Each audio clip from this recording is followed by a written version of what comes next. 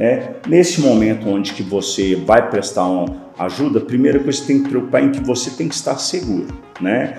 Então a gente pode pegar uma situação, por exemplo, de um evento cardíaco, uma pessoa que às vezes um contato com uma rede elétrica veio a ter uma parada cardíaca devido a um choque elétrico. Se aquele evento tiver, né, poucos segundos, minutos que aconteceu, é o que a gente chama de minuto de ouro. Então, cada minuto que passar, né, a situação pode se agravar. Mas dentro desse cenário inicial, você pode salvar a vida de uma pessoa se você, né, tiver tranquilidade e seguir as medidas corretas.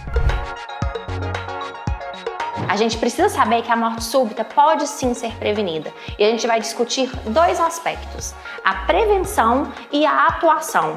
Como reverter esses quadros?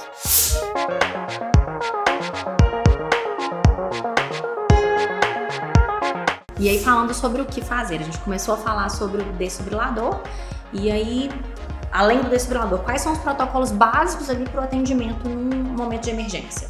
Primeira coisa, se a gente for pensar em atendimento de emergência, a gente tem que pensar que a gente precisa de ajuda. Então, o primeiro momento é fazer um reconhecimento. Claro que tudo isso que eu vou falar agora é automático, não é uma coisa que são etapas que a gente... Didaticamente, a gente divide em etapas. Sim. Mas é tudo uma sequência contínua. Sim, né? E no momento ali também é um turbilhão de emoções. Se você falou, às vezes a própria equipe médica ali no caso, no estádio, você vê que foi um pouco desorganizada, imagina para nós leigos. Então, tentar controlar um pouco a situação. Isso, né? Para nós médicos, por exemplo, eu trabalhava como coordenador de um serviço de urgência e emergência, né? Então a gente tem todo um treinamento onde que até mesmo para a gente controlar esse status emocional passa a ser uma rotina. Mas assim, de forma geral, pessoas que muitas vezes observam um evento dessa magnitude, elas realmente muitas vezes ficam ansiosas, nervosas, né? Então assim, dentro de uma sequência, o ponto mais importante identificou alguma situação de urgência, realmente pedir auxílio, né? Seja com uma outra pessoa, seja ligando para uma situação de emergência. Nesse momento onde que você vai prestar uma ajuda, a primeira coisa que você tem que preocupar é em que você tem que estar seguro, né? Então a gente pode pegar uma situação, por exemplo, de um evento cardíaco, uma pessoa que às vezes um contato com uma rede elétrica veio a ter uma parada cardíaca devido a um choque elétrico. Então você tem que se proteger antes para poder ajudar uma outra pessoa. Chamou ajuda, analisou o cenário dentro de uma segurança, obviamente você vai tentar um contato com esse indivíduo que teve esse mal súbito, né? Primeiramente identificando se ele está consciente ou inconsciente. E no momento que você identifica se ele está inconsciente, se existe o pulso ali, né? Então no momento que você identifica, você não observa o pulso, aí você tem alguns pontos onde você pode identificar, né? E ver se ele também, né? Além do batimento, né? Se ele está respirando ou com batimento. Pra gente que é leigo e não sabe identificar exatamente, suponho que se ver se a pessoa tem assim, de respiração maneira ali. mais prática, muitas vezes a pessoa pode ter uma certa dificuldade de pegar o pulso radial, né? Então, assim, muitas vezes a gente realmente ali com um certo cuidado, você não vai movimentar a pessoa, porque você não sabe exatamente o que houve, né? Mas você vai tentar ver se ela está consciente ou inconsciente. Se ela não responde, né, aí o ideal é que você tente observar se o tórax dela, o abdômen está tendo movimentação, se ela está expirando, e aí você pode ir de maneira bidigital ir no pescoço aqui para ver o que chama do pulso carotídeo, né? E ali fica mais fácil você identificar. E também a pessoa, quando ela está numa situação onde que não está tendo uma boa circulação respirando, a coloração da pessoa também muda, ela tende a ficar realmente mais branca, com os lábios roxos, né? Então isso já é um sinal realmente de gravidade. E aí a gente está falando dos minutos de ouro, né? Que a gente tem que identificar isso rápido, considerando que você já analisou o cenário, já pediu ajuda. E nesse momento... E um ponto principal que eu acho que a pessoa, principalmente se for alguém próximo, você vê essa situação da pessoa, ela não está respirando, ela está ali sem coloração. Você não se desesperar e pensar que já acabou, porque aquilo ali pode ser revertido. Se você agir rápido, você pode reverter esse quadro. Acho que o principal é as pessoas terem essa conscientização. Sim, e você pode e tem que agir rápido. Então é controlar a emoção para poder agir, porque você pode salvar aquela pessoa ainda. Perfeito. Na verdade, assim, se aquele evento tiver, né, poucos segundos, minutos que aconteceu, é o que a gente chama de minuto de ouro. Então, cada minuto que passar, né, a situação pode se agravar. Mas dentro desse cenário inicial, você pode salvar a vida de uma pessoa se você, né, tiver tranquilidade de seguir as medidas corretas. Perfeito. Né? E aí, os próximos passos? Então, antigamente a gente falava ABCDE, né, e hoje inverteu. A gente começa com C. Né? Então, porque identificou que manter a circulação ativa é o mais importante. Né? Então, no momento em que a gente identifica que o paciente está, né, não está tendo batimento cardíaco, não está respirando, a gente tem que já preparar para fazer as manobras, né, de SCP.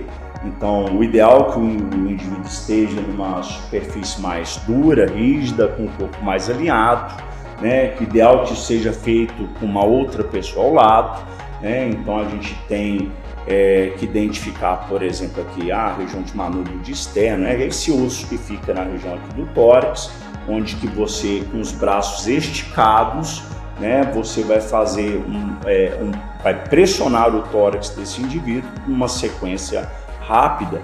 Eu acho que aqui neste momento, né, não é um curso de esporte básico de vida, mas basicamente você tem que fazer uma pressão que haja um abaulamento ali do tórax para que você literalmente consiga comprimir o coração e ele ejete sangue. Se a gente conseguir, porque existem situações diversas, né? A gente fala de ritmos chocáveis ou não chocáveis. Aí vamos dentro de um cenário ideal, a gente está num clube recreativo de final de semana. Lá, no momento que você pede ajuda, você já pede gritando para trazer um desfibrilador, o DEA, né?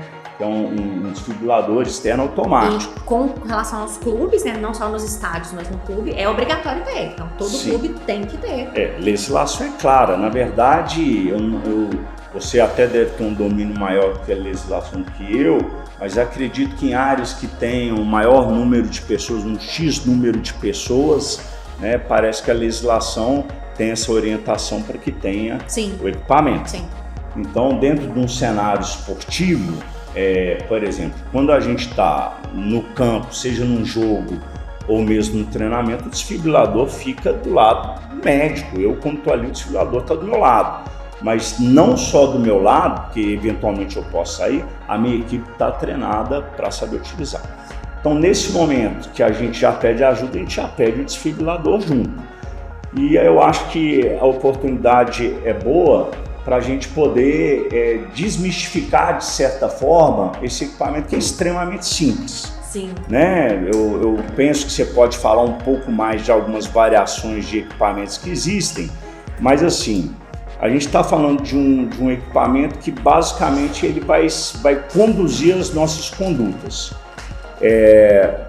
Existem alguns que são, vamos falar assim, de uso mais avançado, que tem visores que mostram até mesmo o ritmo de compressão, de profundidade do eletro, mas um equipamento, vamos falar assim, mais smart, mais simplificado, ele é muito simples o manejo. Então você tira esse equipamento da mochila, ele tem 2 pás, onde que você vai colocar de uma maneira que ele mesmo tem uma orientação em relação ao uso, né? Porque muita gente pensa quando a gente fala de desfibrilador, pensa naquele do Grey's Anatomy, que tem o médico segurando aquelas pás grandes que vai botar no peito do paciente, o paciente vai pular ali, vai queimar, pode dar um choque. Muita gente tem esse medo.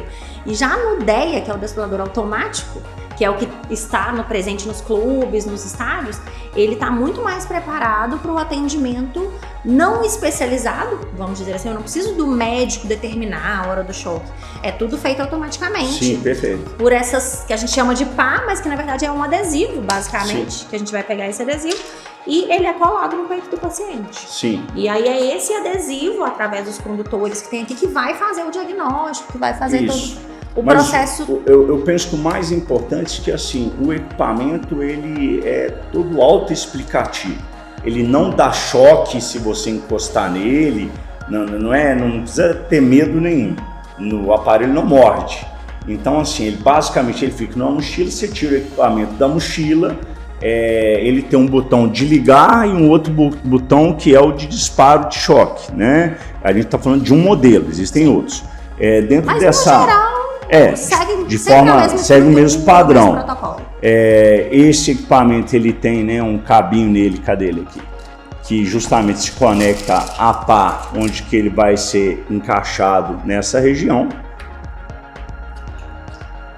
É simples o encaixe. A partir desse momento, vou deixar desencaixado aqui, mas ele encaixou, você tem as pás, a pá, ela tem um desenho justamente para mostrar onde que encaixa, você destaca o adesivo, coloca, claro, tirando a camisa ali do indivíduo, né? E aí você liga o equipamento. No momento que você liga o equipamento, é como se você tivesse um médico ali do seu lado, né? Então ele vai te instruir e aí ele vai fazer uma leitura do ritmo cardíaco, né? Nesse momento, enquanto está sendo feito todo o preparo, é importante dizer que as manobras têm que ser continuadas. Você não está lá fazendo isso e o paciente tem que parar. O ideal é por isso que a gente pede ajuda, né? Sempre no mínimo 2 pessoas. É óbvio que assim pode ser uma situação extrema, que talvez você esteja sozinho, mas considerando a ajuda de uma pessoa está abrindo, está preparando, você está fazendo a manobra, né?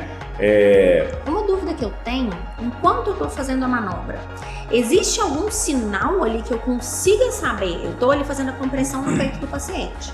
Tem algum sinal para eu saber se aquilo ali está surtindo efeito, se está dando certo, vamos dizer assim? O que eu posso tentar me guiar? Hoje, né, com essa questão da internet, a gente vê algumas cenas assim, que realmente um pouco nos chocam, que é justamente mostrando o despreparo de algumas pessoas, né? A pessoa começa a fazer uma manobra, CP, e de repente o paciente está abrindo o olho, está tentando falar e a pessoa está continuando, né? Basicamente, assim, de forma geral, se você viu que a pessoa recobrou a consciência, você já vai interromper isso dali e vai atender a pessoa. Mas o que a gente faz, obviamente, não é uma expectativa que a gente tem aqui de treinar o grande público, né? Mas assim, no momento que você vai fazendo as manobras, de tempo em tempo, você para e checa o pulso carotídeo ali da pessoa, né? Então assim, supondo, você faz ali 30 incursões ali, manobras, né? Se tiver a oportunidade de ter um ambu, que é aquela máscara que se encaixa, tem que ser bem encaixada, e se aperta 2 vezes, então você faz ali 30, aperta 2 vezes, vai nessa sequência. Quando você repete essa sequência 5 vezes, né, aí você para, checa o pulso, confere. A gente pode checar tanto no pulso carotídeo, também na região da coxa, né, tem um pulso femoral que também facilita ver isso. Se a pessoa não está alterando a coloração, continua mais lado roxo, branca, você olha, né, a questão do estímulo visual, não está comunicando, você não sente pulso, você tem que dar sequência na manobra. Sim. No momento que você sentiu que tem pulso, você monitora. E aí, assim, se o pulso ficar estável, você para e vai dar outros cuidados, né, para a parte ventilatória e tudo mais, né? Mas então, assim, nessa sequência, no momento em que você coloca, né, a pá, e normalmente a gente vai pôr tanto uma aqui nesse sentido e outra aqui nesse sentido, e você liga o botão, ele vai fazer uma análise. E aí o importante nesse momento, o aparelho vai fazer o trabalho mais difícil, que é identificar se o ritmo é chocável ou não chocável, né? E aí no momento em que ele vai te orientando, e eu brinco que assim, a gravação desse aparelho é até muito calmo, né? Fique calmo, não sei o que, ele realmente te deixa tranquilo. E aí, no momento que ele identifica que é um ritmo chocável, é importante que você realmente, você que está ali prestando você afaste as pessoas para que não tenha contato com o paciente. O aparelho orienta isso, né? Sim. A gravação. E aí não pode ter nenhum contato com o paciente, e aí ele vai pedir para que você aperte o botão, né, de choque. E aí ele vai fazer esse disparo, e aí no momento que acabou o disparo, você já pode voltar, né? O aparelho te orienta, mesmo depois do choque, ele fala, continue com a manobra de ECP. E ali ele vai identificar se o coração teve uma boa resposta ou não, e se é necessária a continuidade. Então ele é um importante auxiliar, não só para reverter uma situação de uma parada cardiorrespiratória, mas para o próprio monitoramento da situação e até mesmo para as orientações para quem estiver prestando serviço. Sim, e então a equipe médica ela vai ligar os eletrodos no tórax do paciente para verificar, não só para dar o choque, mas para verificar. Para fazer um diagnóstico. Ele faz uma espécie de um eletrocardiograma ali. Isso, porque nem todo tipo de parada a gente vai utilizar o choque. Sim. Então existem os ritmos que são não chocáveis, né? Não vou entrar em detalhe técnico, mas assim, se pega um paciente com uma sistolia, é um tipo de ritmo que a gente identifica, que ali vai determinar a conduta, se é necessário o choque ou não. Mas se eu não me engano, a maioria dos casos são chocáveis, né? A grande maioria, sim, né? Aí a gente está falando de algumas situações, mas mesmo os casos que não são chocáveis, o equipamento ele te orienta justamente a isso.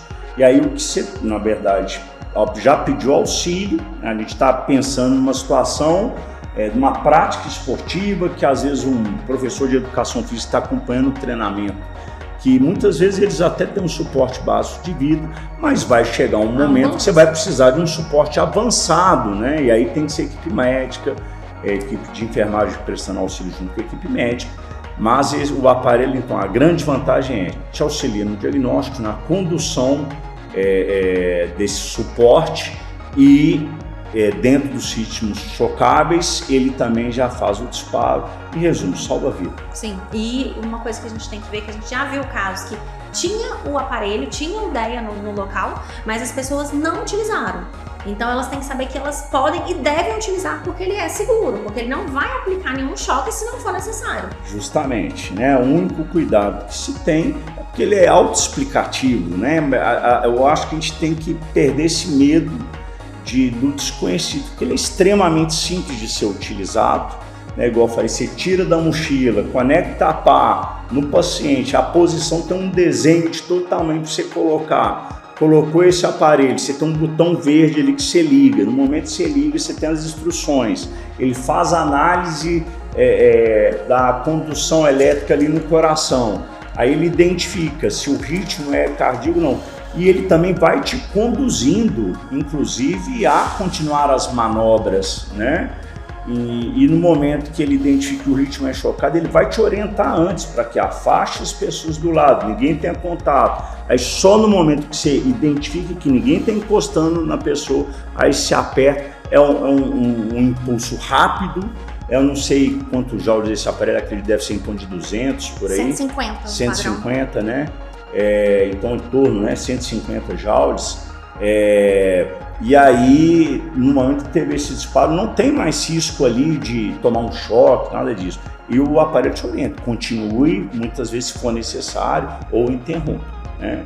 Então, para a prática esportiva, não tem como hoje a gente trabalhar com atletas de alto rendimento sem que a gente tenha esse recurso, né? E também em locais de atletas de final de semana, clubes, escolas, né? Como eu falei, uma alternativa muito interessante era se toda viatura da polícia tivesse um desfibrilador, porque muitas vezes eles estão ali na linha de frente ali de atendimento à população. Com certeza, eu costumo fazer uma analogia com o extintor de incêndio, que hoje em dia a legislação já pede todo local, todo prédio, qualquer que seja a natureza do edifício, tem que ter um extintor de incêndio. Normalmente nosso olhar já está acostumado, a gente entra nos lugares, a gente sempre vai ver ali um extintor em algum lugar. Então a nossa luta aqui na CEMOS é para que a gente chegue num ponto em que o DEA esteja ali do lado do extintor de incêndio. Sim, eu acho que é uma boa comparação, e se a gente for pensar assim, né, é uma situação que ela é factível. Então a gente pegar em locais onde tem grande número de pessoas, isso é factível.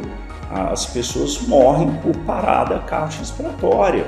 Então, quantas vidas, né, a gente salvaria se a gente tivesse mais acesso a esse equipamento, acesso e treinamento de forma geral? Sim, no Brasil são mais de 1.000 mortes diárias, não só no esporte, né, mas mortes diárias por parada cardíaca, são mais de 1.000 mortes por dia que poderiam estar sendo salvas. No esporte, assim, a gente observa muito no público que aquelas pessoas ali entre homens de 40 a 60 anos, sedentários, que vão praticar atividade física ali sem muito acompanhamento, e aí é uma faixa etária que muitas vezes é o indivíduo que ainda tem aquela percepção de juventude, de repente ele excede um pouquinho, gera uma sobrecarga dinâmica ali no coração e vem com esses eventos, né? Além de atender, diversas pessoas que eu conheço já tiveram esses eventos, infelizmente algumas, né, foram a óbito, mas que se a gente tivesse a possibilidade dentro de, igual eu falei, agremiações, locais, né, de prática de atividade física, se a gente tivesse equipamento e treinamento, com certeza a gente salvaria muitas vidas. Com certeza. Você comentou de várias situações que você passou. Tem alguma assim que te marcou especialmente? Sim, eu trabalhei como responsável técnico, né, como eu falei, de uma unidade de pronto atendimento, e durante a época do Covid, da pandemia, até hoje, né, a gente vê uma forte associação de pessoas que tiveram infecção no Covid e que desenvolveram algumas cardiopatias associadas, né? Tem uma atleta, inclusive, que era da equipe profissional feminina do Cruzeiro, que era uma atleta de alta performance, que após a infecção do Covid ela desenvolveu uma arritmia, e a gente realmente chegou à conclusão que foi por conta disso, né? Isso me marcou, mas me marcou bastante situações de final de semana. Eu ainda adolescente, né, ainda época de escola, né, um amigo da minha família, que devia ter em torno de 50 e poucos anos, jogando futebol, de repente passou mal, quando foi para fora do campo, pôs a mão no peito, realmente veio a ter uma parada cardiorrespiratória e faleceu. Mas a época ali, ainda mais a época, não tinha suporte, não teve muito o que fazer. Mas são situações que marcam, porque principalmente hoje como médico eu vejo que eram situações factíveis aí de serem, de ter um atendimento podendo salvar a vida dessas pessoas. Entendi. E isso teve algum impacto na sua motivação de escolha profissional? Aí, na verdade, eu brinco o seguinte: nossa, minha motivação profissional ela vem de criança. Eu sempre falo que eu ia ser jogador de futebol, jogar no Cruzeiro ou ia ser médico. Então, tive situações como essa, mas tentei carreira de jogador, não tinha talento, aí eu fui estudar, tive a oportunidade de trabalhar no Cruzeiro, né, ali no final de 2018 até a chegada do Ronaldo. Hoje estou num clube que está em crescimento, um trabalho muito legal, está bem no Campeonato Mineiro, que é o Betim. Clube Mineiro também? Sim. Mas assim, hoje como médico é muito realizado, né? E podendo também trabalhar no hospital ainda, e realmente é uma satisfação que a gente tem em poder salvar a vida de uma pessoa. Com certeza. E como que você avalia que está atualmente o cenário dessa conscientização, do preparo, da presença do DEA nos clubes e nos estádios que você tem visto? Então, essa sua pergunta ela é provocativa pelo seguinte: quando a gente tem jogos oficiais, os clubes eles são responsáveis por contratar o serviço de um atendimento, né, de uma ambulância, em que essa ambulância tem que ter o equipamento de desfibrilador, né? Então tem que ter ali um médico, um auxiliar. Se não tiver essa ambulância em campo, o jogo não começa. O árbitro ele checa isso. Ele não checa se a ambulância está completa, né? Aí eu já não posso falar. Mas a verdade é que, principalmente aqui no interior de Minas, a gente pegar esses clubes que estão na primeira divisão, não vou nem falar de segunda e terceira, dificilmente eles vão ter uma equipe médica ali que tem um desfibrilador igual a gente tem no Betim, que tem um desfibrilador da DEA, da CIMOS lá o tempo todo. E não só nos jogos, né? Nos treinos não, também. Nos treinos, qualquer atividade dos atletas profissionais no ônibus, a caminho para o treinamento, para o estádio, a equipe médica ela anda com esse equipamento o tempo todo, né? E nas viagens, então assim, mas o que eu observo, né, e conheço vários clubes aí, eu não observo a presença do desfibrilador e não observo também equipes treinadas para suporte básico de vida, né? Então, desde que eu assumi a coordenação do Departamento Médico Betim, isso foi uma das primeiras medidas que eu tomei, foi investir em segurança dos atletas. Ai, que legal, parabéns. E qual é o mínimo de profissionais que tem que estar preparado dentro de um clube ali?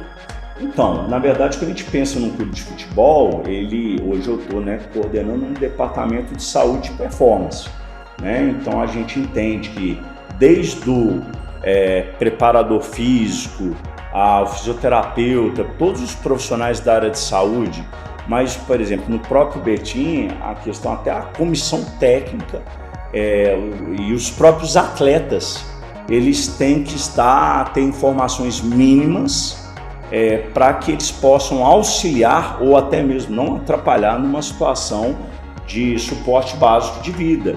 Então, muitas vezes a gente tem preleição com os atletas, a gente fala de diversos assuntos.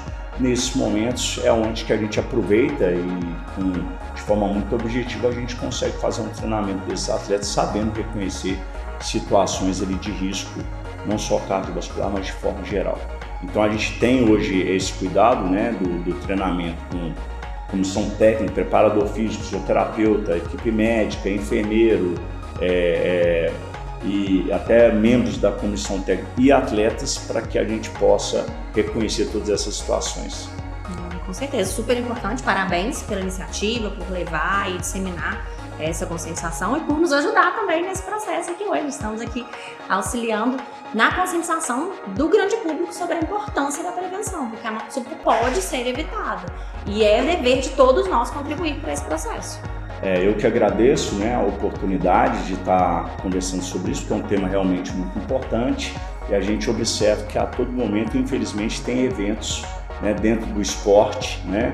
A Simos já é uma parceira de muito tempo e né, dentro das dificuldades que hoje todo clube enfrenta de questões financeiras, ela passa a ser uma parceira importante para a gente, contribuindo e tem dado sorte, né? O Betim aí está como líder do campeonato, né? E tenho certeza que a gente vai alcançar voos maiores. Com certeza. Para a gente é um orgulho também contribuindo, né, com a saúde e segurança não só no esporte, como da população brasileira como um todo.